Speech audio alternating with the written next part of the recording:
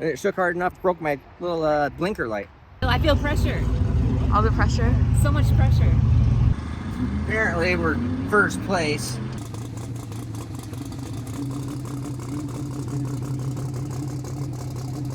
Oh yeah, the sweet feeling of driving your undamaged, unbroken race car back into the shop after winning the race.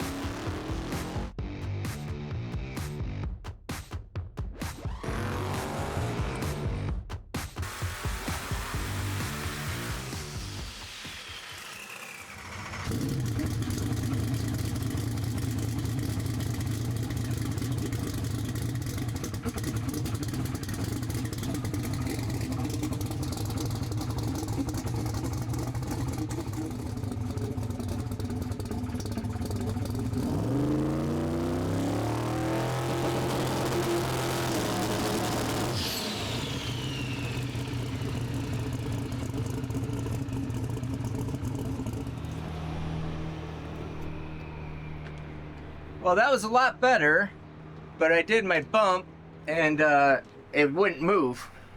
So I need to go in and change my bump. Change my bump parameters. All right, so we're going to first hit since back. So I'm just gonna go up there and stage the car. I think I'm gonna try bumping it in right here one more time, see if the bump is right. So if it bumps, and then I'll drive up there, and then we'll I'm gonna jump out and set the wheelie bars out on the track, and so it's on something level. So I'm just planning on going like 60 foot. That's all.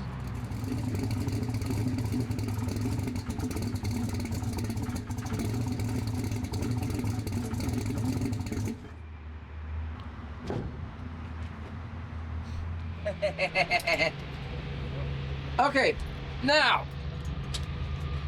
for clarification, that is what a auto deploy parachute actually does.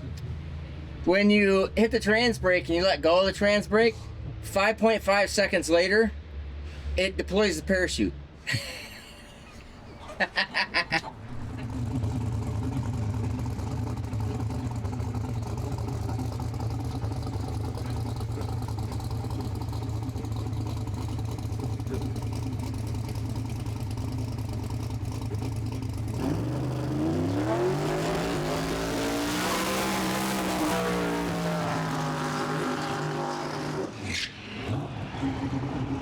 Go straight.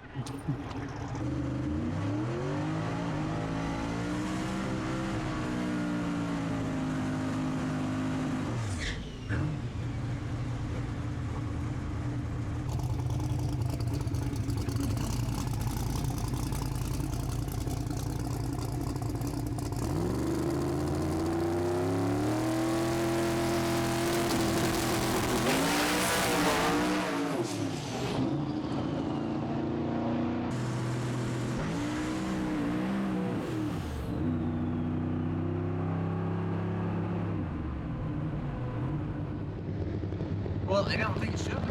What? I don't think it should. No, it felt all right. So,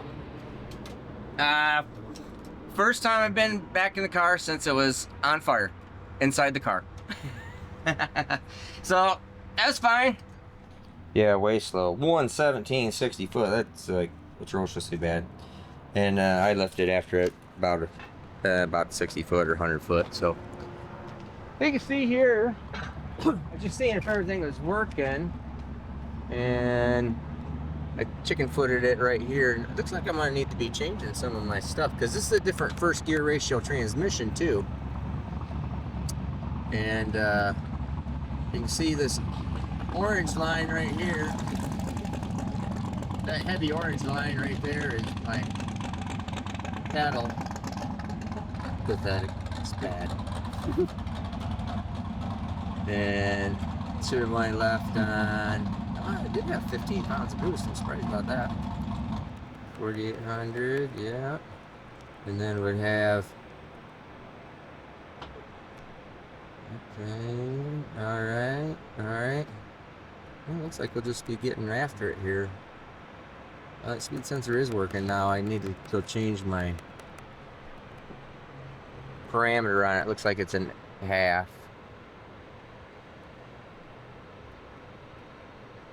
Or no, that other one looks like it's double. That's what it is. I'm sure that turbo's not spinning 150 or 147,000 RPM. Yeah, because yep. All right, so yeah, made some boosts, lifted at, well, it's totally out of the gas at 1.5 seconds. So how fast did it go? Always cracks me up. 1160s. All right, cool. I actually feel good about that. I think I want to go make one more hit on it then. Put some fuel in it and do another 330, and well, I don't know. Actually, it works. So that's why I wanted to make sure works. They're not going to prep the track at all. So that was no prep. So he went. Yeah, nobody's been on it all day. Oh, looks like he's on it. Nope. He's in the drag radial lane again. Oh, it looks like Wes is gonna go up. So I think we'll go up. I think we'll be done. I'm feeling pretty good enough that it worked. It went straight. It didn't do anything dumb. I'll just play with power and work on this new gear and all that happy jive. So I'm good. What do you think, babe? You're good. You're always good. Nuh-uh. You're number one. All right. I think that will. Well, see. Well, so we're gonna be racing tomorrow. Kyle's supposed to be running the camera. Because Nate abandoning us. Nate has other stuff to do. Obviously, his priorities aren't straight. But so, anyways, we'll be racing. You'll probably actually see this. Maybe you'll see this the day we're racing. I'm not sure. So, video got posted tonight. Yeah. So this will be the start of it. Okay. So I'll say we'll see you in the morning. Okay. All right. So you can see it's dark. We'll see you in the morning. Friday morning, race day.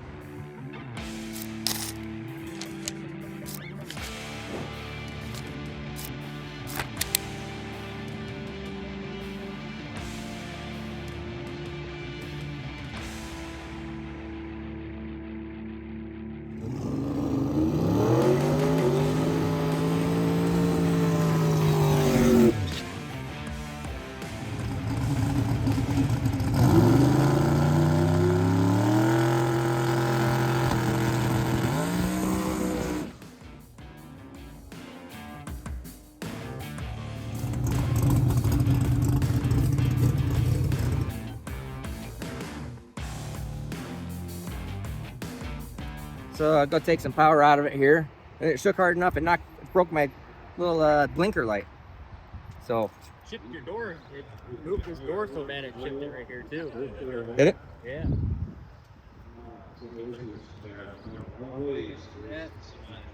This whole freaking chassis start like too. Yeah. Because it shook pretty hard there. Yeah, it did.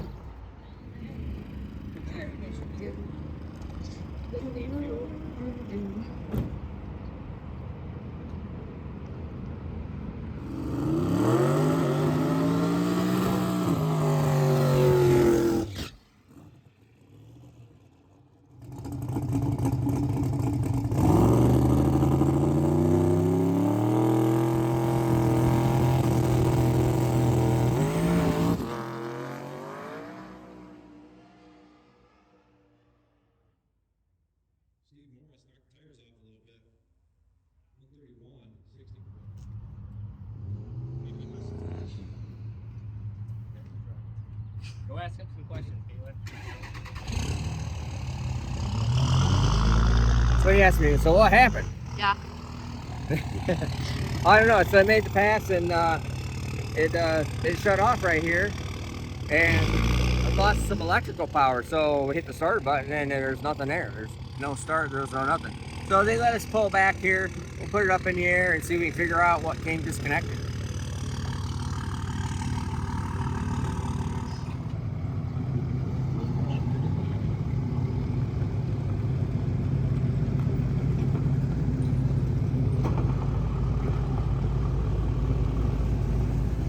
This guy's underwear showing.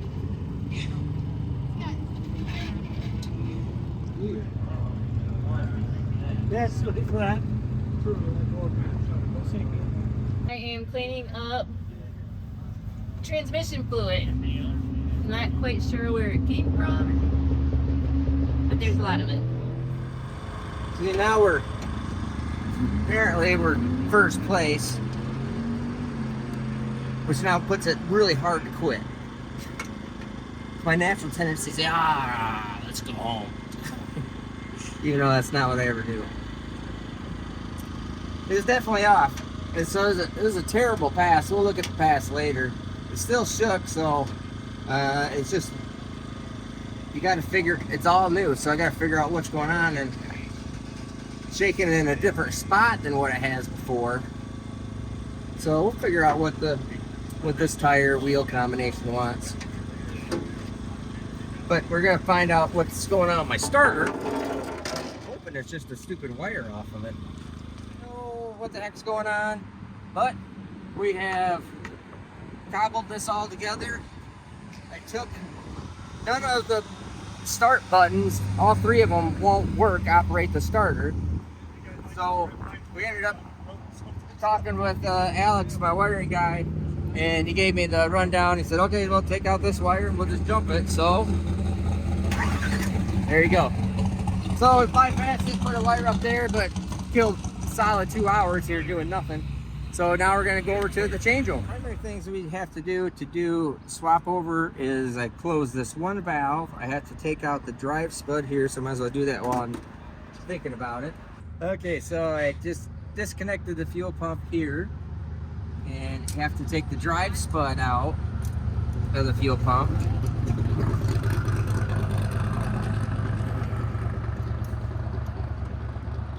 Which is sometimes a little sticky. There we go.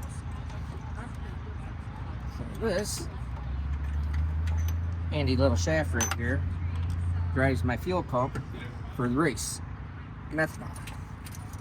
All we do is take it out and then just put the pump right back on where it was without a drive spud.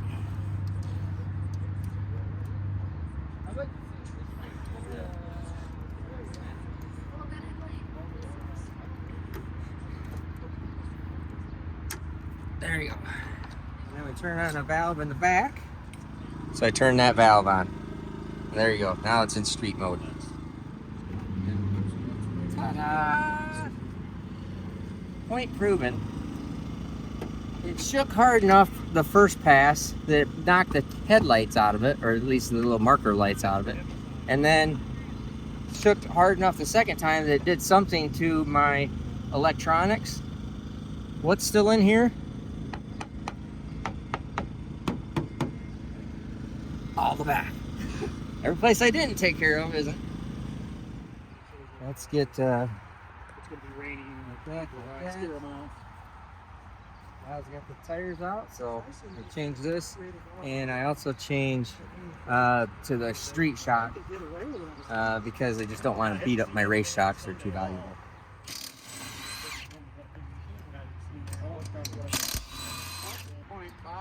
6.5, yeah, I couldn't remember the number. I know it was millions and. Yeah, you can still smaller than pound.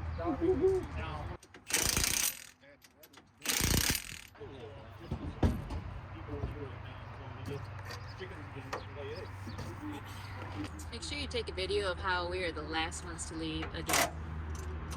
There's still 2 more cars. Is there? There's still a shot. There might Yeah. not be by the time There's we're a ready to couple. go out. He just hasn't perfected his changeover yet. And that's not what held us up. That too. Out of all things that are very hard to do on this, and you're hot and sweaty, and doing your changeover a couple hours later because because you got an electrical issue. The quarter panels went on and off. Very nice. Alrighty, so no big deal. Quarter panels were the easiest part of the whole goddamn day. Well, actually, this is easy. So all I do is I already showed you the fuel system. I just changed spark plugs. Gonna just do a tight lash on it, put the covers back on it. Rock and roll. We're out of here. Put it on the ground and go. Ain't that right, honey? Last ones. Last one. No, we're not. No, Look at- I think See, everybody else these is. people here ain't making it past day one, so we're not the last ones. We're the last ones that are still in that are leaving. Everybody else is on trailers. Yeah. At least we're not on a trailer. We're not on a trailer yet. Don't say yet. No, you always say yet. Not yet. Anyways, day one, Caitlin's out. Yeah. We're gonna video just a couple things. Oh, there's one more guy coming. So we're Huh? still the last ones. We're still last ones, but we're close. So we're gonna be taking off, and we'll put in some other clips here of the drive until we get to the hotel tonight. So we had to stop at the gas station because I thought we had a loose nut. Finally got on the road. Finally, we'll see if we can make it. These fine gentlemen let me 2 3/4 inch wrenches so I could fix a shock mount that I didn't have tight. Jeremy, John, Evan, all right, Evan, old man. Old man. All right. Thanks, guys. And they know one of our former employees, John Wheeler. So I thought that was kind of funny. Small world. Small world. Small world. All right. All right. So we are here. It's 10:45 p.m. and we're at our last checkpoint. No ice cream for us. They're closed. No ice cream for us. They're closed. But I don't think we can't be that far away from the hotel. So we are there, basically. So I had a little hiccup with trying to figure out a tune issue. Something changed and it had a decel fuel.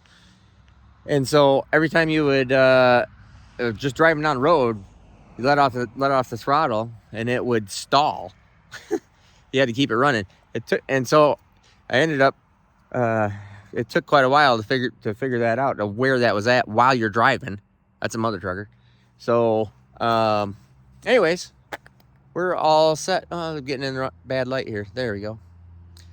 So anyways, we're heading over to the hotel and see you in the morning. Alrighty, we are in the morning. We're at Mid-Michigan Motorplex, waiting to go in. Looks like we're actually in line before the track opens, which is thrilling, which I consider a win. Whew. It started up this morning. It's running. I think this is funny. This is the bug inlet. So if you ever wanted to know exactly how a NACA duct actually works, you see this here in this raised portion, because I designed these NACA ducts myself and actually 3D printed these.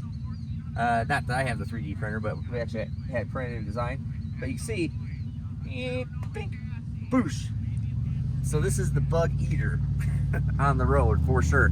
But anyways, looks like we're going in. We're going to do the changeover as soon as possible. Lord willing, everything's still working. Still had that electrical issue yesterday, so I'm hoping we've band-aided stuff over. Not going to have more electrical issues.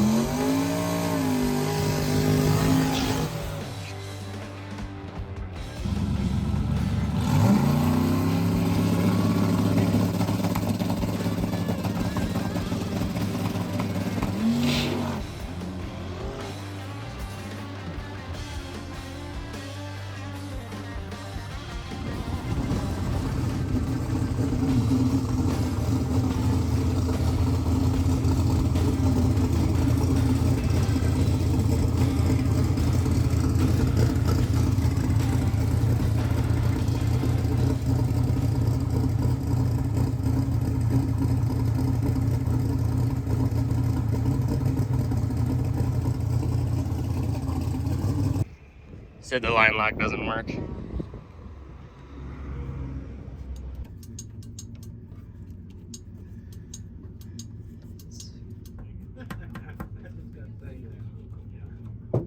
Yeah, I don't know.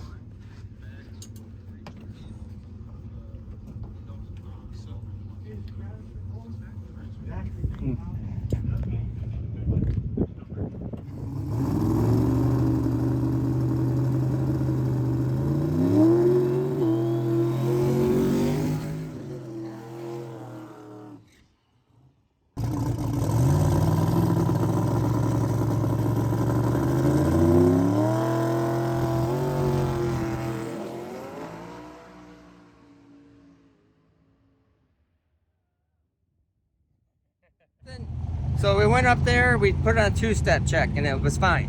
So I went up there to do the burnout, it was not fine because my line lock didn't work. So that's a multi-stage button on this car, which means that normally if the line lock doesn't work, I didn't think the bump was gonna work.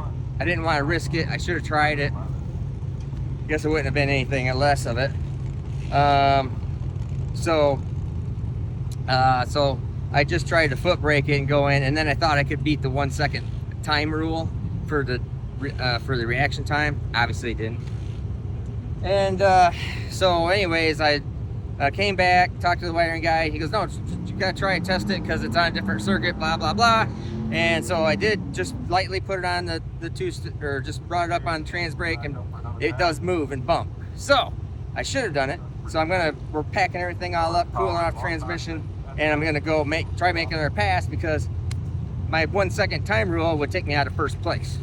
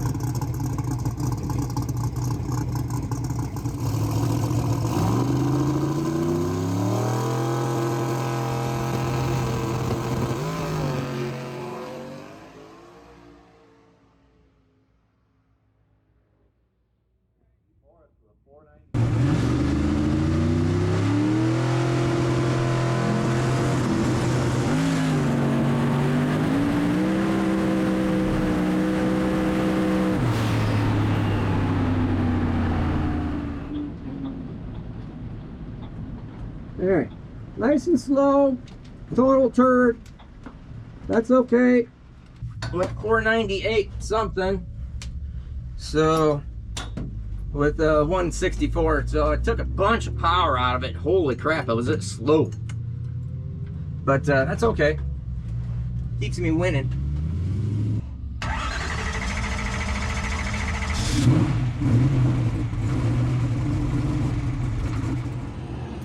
Well, there we go. So I just wanted to make sure it would work. My bump is now terrible because, believe it or not, the bump is set up to have brake pressure. So the brake pressure like holds the chassis nice. So when you bump, the car goes like this. When the brake pressure is not there, the car goes like that. But not a big deal. But at least it bumped in. And so I knew it was gonna bump in. I knew it's loose out there. I took a bunch of power out of it. I took like 10 plus pounds of boost out of it. And because I just wanted to make sure I could get down the track. I cut a 106 light, so no penalty there. Gives me a 498, which is slower than all holy crap. And 164, which is slower than all holy crap. But it keeps me in first place. So hopefully we can figure out some of this other little stuff here in the bump. I could probably live without the line lock. But the correct bump sure is handy. But anyways, now let's get the crap out of here and get on the road and get to the next track. Are you living the dream? Yes. This is the dream. Stress. A little bit of accomplishment. Stress. A little bit of hope. Stress. We're having super hot tools. They're so hot I try to cool it down to even hold it. Don't leave your tool in the sun. small people. All right, so we just left the track at record time. Did you see what time is it? What time is it? Nobody knows. 3:30, I think. 3:30. It's like 3:30, which is at least 3 hours plus earlier than we left yesterday. So big thanks, because this is Todd Bilesma, and he owns the Green Machine. Call it the Green Machine? Wine time. Wine Time. No, Green Machine's the other one. The green Jeep. The Green Jeep. Yep. This isn't a Green Jeep. The green Jeep and wine time. Well, he owns a lot of stuff. But he has the fastest all-wheel drive sand drag truck, 4-wheel drive truck with SMX power in it. So yes, super stud. Then this is Dan Leach, and he's an old-time customer. Has a big block Ford Pro-Charged F2 on gas in his 79 F-150 pickup truck, which is super sweet. So they're racing, so they're allowed to help us get everything converted over. So Clarky and Matt Donovan helped us this morning convert over, which saved us a bunch of time. And these guys helped us to convert back over to street mode, which saves us a bunch of time and just helps us get on the road quicker. So many thanks. Many thanks.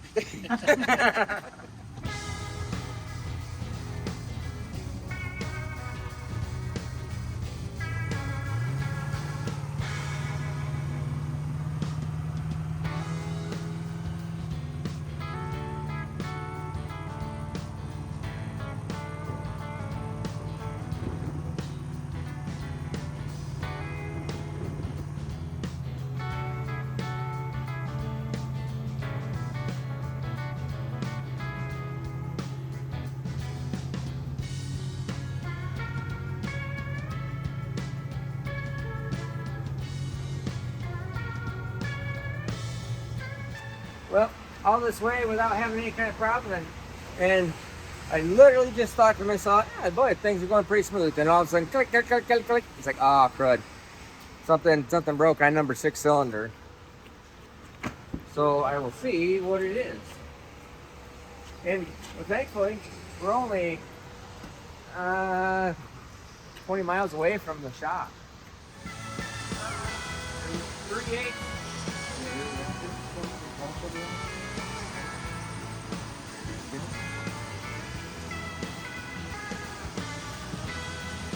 So this is what we found. And this is the first one that I've broken. So if there is a problem, I'm going to have to change valve spring stuff, because this just shouldn't happen on the drive. So I've been thinking about this all weekend, and what I'm really starting to think on this whole valve spring issue is that I did do something different that I have not done before, because I have a little bit of gear change and whatnot in the car. Is I had the opportunity to run at 2,500 RPM, and it was almost exactly 2,500 RPM for about 1 hour straight. Just and just never deviated RPM at all. I think that I'm wondering, and I haven't talked to the spring guys yet, but I'm wondering if the spring reaches or just sets at a certain frequency, rate, or harmonic. I'm not exactly sure the wording for it, but it's sitting in a specific spot where it gets really angry and just can't tolerate it, versus it going through ranges of RPM where it tolerates that great, and high RPM where it tolerates it great. Because these things I've never broken one, but I've never run at that specific RPM before. Usually I'm lower or higher, and so I'm wondering if it just hits this certain frequency where it is really unhappy. So I'm checking more and more into that and seeing where it's at, because all the springs check out perfect. But I could imagine it. I guarantee you this spring was perfect and was it just broke. And I think it's breaking because there's some kind of frequency there, that type of spring at that application. Oh, it's all collapsed. It just broke the main spring. And so I'm driving it we're driving down the road and thinking, oh, things are going pretty good. And then all of a sudden I felt it and heard it. And I go over to my EGT screen and I go, oh yeah, number 6 cylinder is half dead. Well, yippee-ki-yay. And so that's what I figured it was going to be. And, but Had Kyle run over a tool for us. Huh? Yeah. Yeah, we're broke down on the road, so I normally have the tool in my toolbox, and I didn't bring it, so Kyle was at home, so I just called him up, and he brought us the tool. Yeah, we only live 25 springs. minutes from here. You can see back here, I got all the springs, rockers. I got everything here, including a full set of springs, rockers, push rods, lifters, everything. And a whole heap lot of springs. So we'll throw that broken turd in there. And put this right back on. Shouldn't take too much time. But you can also see here, it's letting up a little bit right now, but it has been raining here for the last couple hours. And so thankfully we're close enough to a gas station. We were just driving down the highway going to the next checkpoint, which is just 1 mile down the road. And but that's uncovered, so I decided to stop here instead. And then actually we probably would have waited out the rain just a little bit anyways. So let's go put this thing on.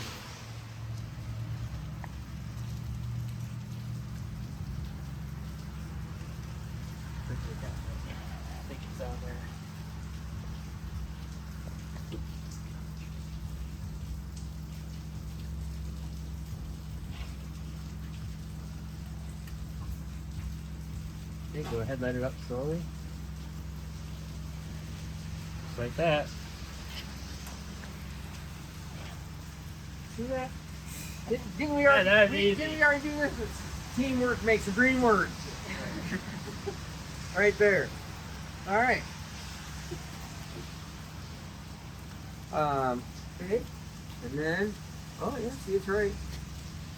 So you know it's right because this is a lash lock system, so, or a sewer lid system, what you call it. So when the keepers keep the lash cap on, so the lash cap cannot come off, and if it is installed improperly, you can't turn the keeper, or I'm sorry, you can't turn the lash cap. See right here, I can turn it. It's nice and free, but it is impossible to get out, which means that everything has to be located correctly. Otherwise it would be catastrophic. Not making it out of the parking lot. Problems.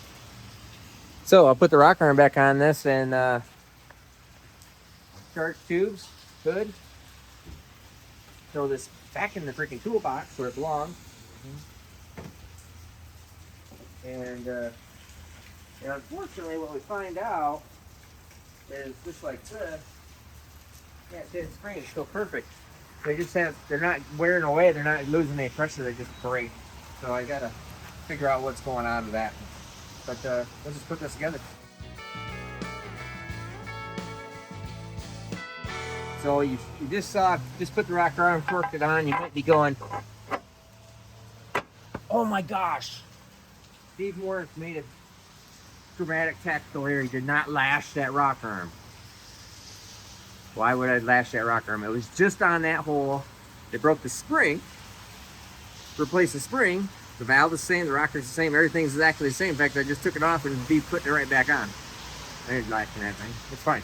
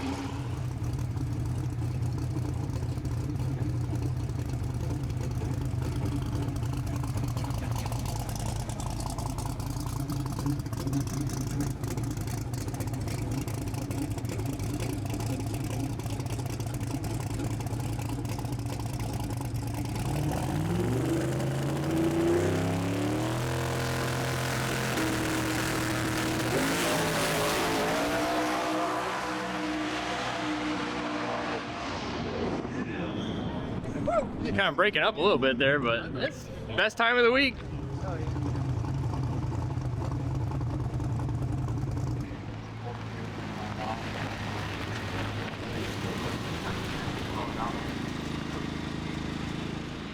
Yay. There you go. That, unless somebody pulls off some type of miracle, that should give me the win. Like somebody goes 390 or something. Pretty much guaranteed the win there. So that's cool. Super soft, easy pass, which is exactly what I wanted to make the first day. First day, first pass. Went slow, 122, 60 foot, so real turtle there. I'll take a look at the rest of the ticket here. Gotta go turn it in so I can win, and then we'll come back and do the quick 8 thing.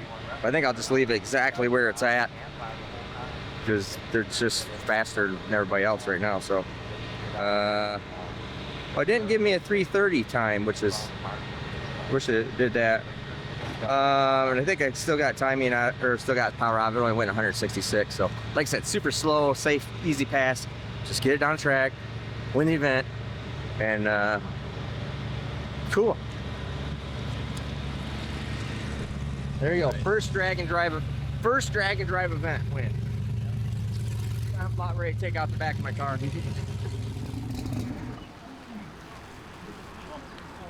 All right, so they're taking the 8 fastest cars in the country and running them together, or maybe it's just at this event. So, so we're doing a chip draw right now. So, I already won the main drag and drive event. So we're having a really cool little quick 8 race, and you got half an hour, 30 minutes. So they're gonna be like right dead on time. So 30 minutes in between rounds, period. So if you're not here, TFB, you're out. So, which Lord willing, should be good there. And so we're gonna go out there, do the chip draw, see who we're running, and then we'll just see how we do, Lord willing.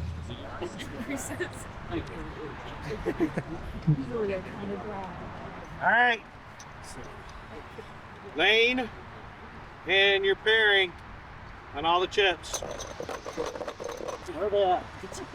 They're under the flaps. They're under the flaps. Did they get under the flaps? Well, I pushed them down. Yeah, smack your hand too, Steve. Yeah. Yeah. That's one. Maybe we'll do that. Maybe we'll find a hat or something to do next time. Oh!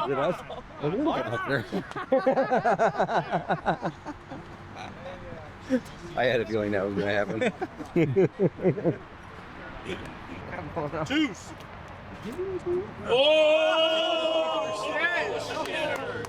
Drink the hurt. Steve is in a lot now. Good luck. Good luck. Safe. Get suited up and let's go, guys.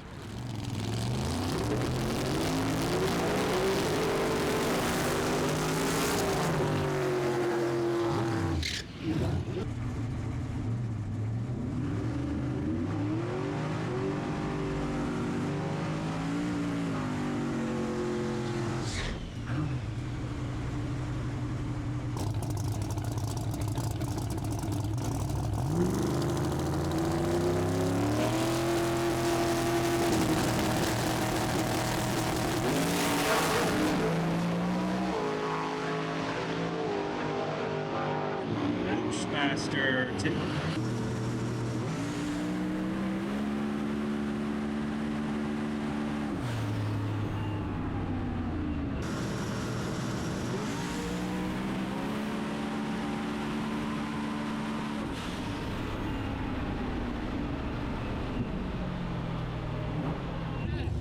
That's clean. Nice and straight. The right lane with the Durango.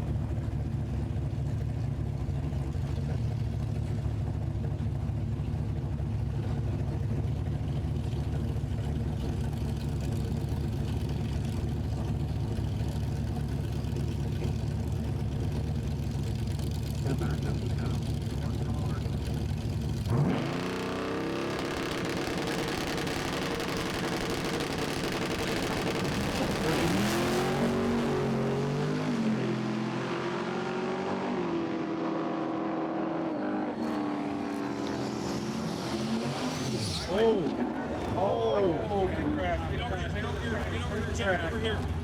Everybody clear the track. Do not go down there.